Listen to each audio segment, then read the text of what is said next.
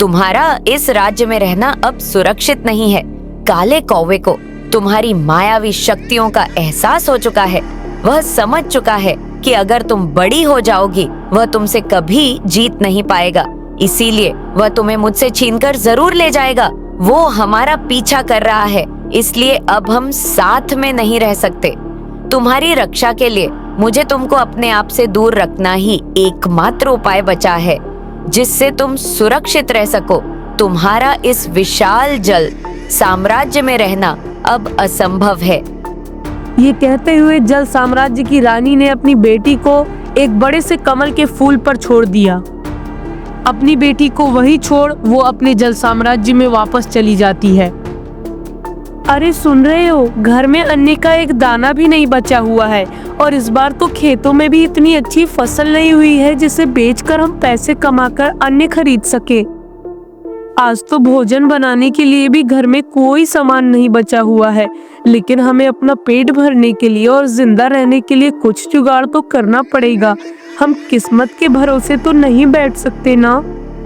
अगर मेरी बात मानो तो गांव के पास वाले तालाब के पास चले जाओ, क्योंकि वहां पर पानी वाले बहुत से फल हैं, लेकिन वहां पर मगरमच्छ और बहुत से कांटे होने की वजह से वहां पर कोई भी नहीं जाता। इस वजह से हो सकता है कि हमें खाने के लिए कुछ फल वहां पर मिल जाएं।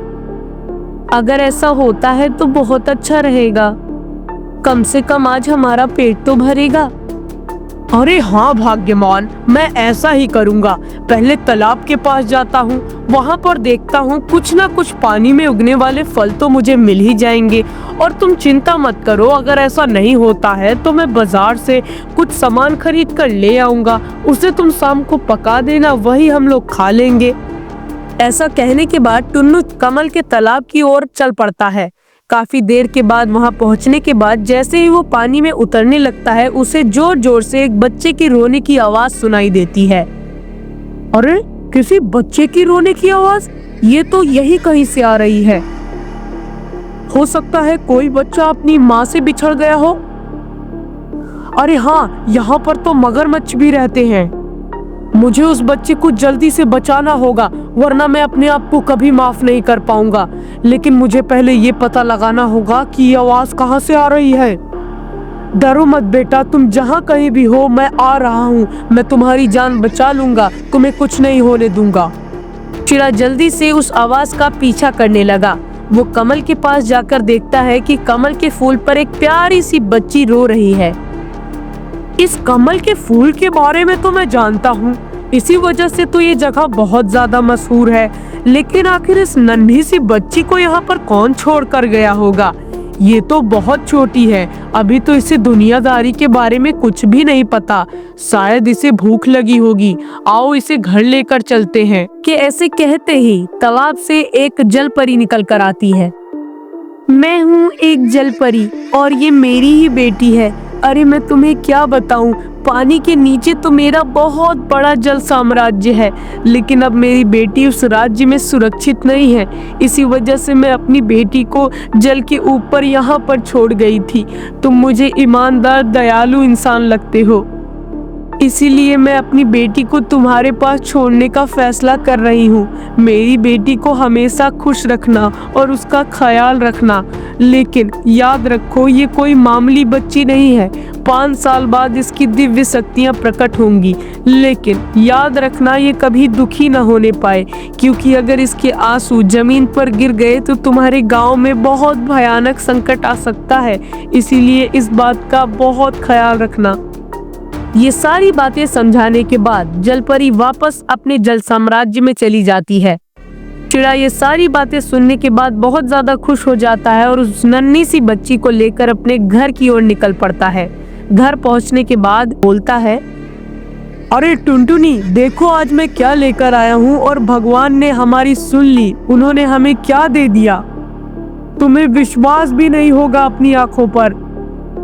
अरे क्या हुआ, आज तो बड़े खुश लग रहे हो। वैसे भी तुमने बहुत अच्छा काम नहीं किया है कि मैं तुम्हारी खुशी में खुश हो जाऊंगी। सुबह से तुम जाकर पानी के फल ही तोड़ रहे थे और अब तुम्हें लौटने का मौका मिला। अरे टुनटुनी, 1 मिनट शांत हो जाओ, मैं तुम्हें सब सच सच बताता हूँ। लेकिन उससे पहले वादा करो कि तुम मेरी बताई गई बात को किसी से बताओगी नहीं, क्योंकि ये बहुत ही ज्यादा टॉप सीक्रेट बात है। ठीक है बाबा, किसी से नहीं बताऊंगी, लेकिन अब जल्दी से मुझे वो बात बताओ। अब मुझे उस बात को बहुत ही जल्द से जल्द जानना है। जब टुनटुनी ये वादा टुन्नू से कर लेती है, तब टुन्नू सारी बातें टुनटुनी को बता देता है।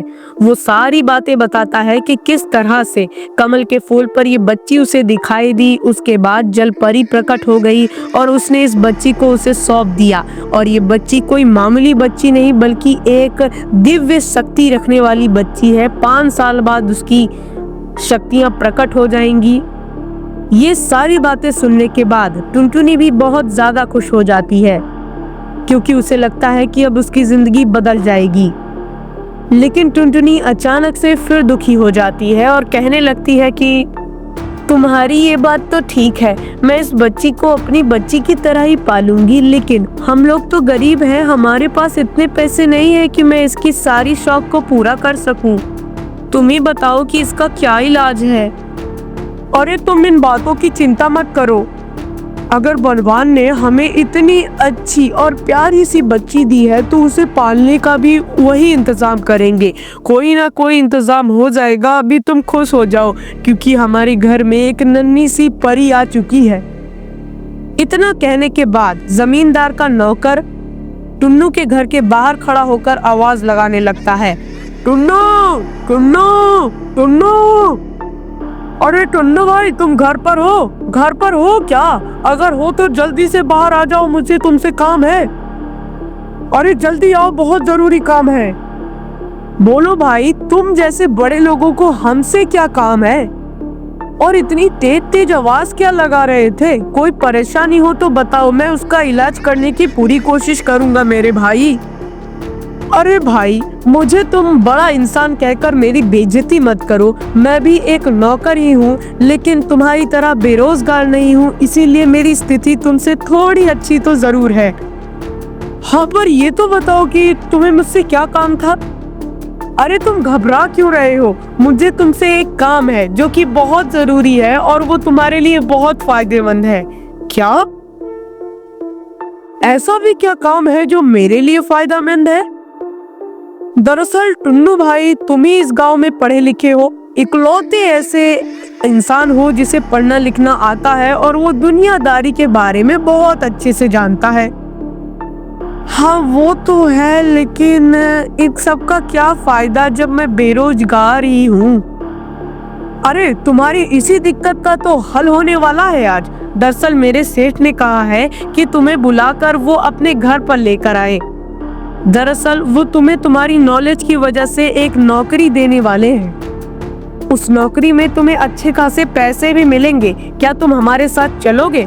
अरे हाँ हाँ बिल्कुल, मुझे नौकरी की तो सख्त जरूरत है। मेरे घर में जितने भी कीमती सामान थे सबको बेचकर मैंने खा लिए और अब तो मेरे पास कुछ बेचने लायक भी नहीं बचा है। अगर तुम मुझे नौकरी दिला दोगे तो उससे मुझे हर महीने पैसे मिलेंगे और उन पैसों से मैं अपनी पत्नी और बेटी का पेट भर सकूंगा। दरवाजे के पीछे खड़ी होकर टुनटुनी भी ये सारी बातें सुनकर बहुत ज्यादा खुश हो चुकी थी। जैसे ही टुन्नू घर में आता है वो खुशी के मारे रोने लगती है। टुन्नू कहता है, देखा देखा ना टुनटुनी, जैसे ही आज मैंने इस बच्ची को इस घर में ले आया वैसे ही हमारी परेशानियां भी दूर हो गई। मैंने कहा था ना, अगर इस बच्ची को भगवान ने दिया है तो वही इसे पालने पोसने का कोई इंतजाम भी करेंगे।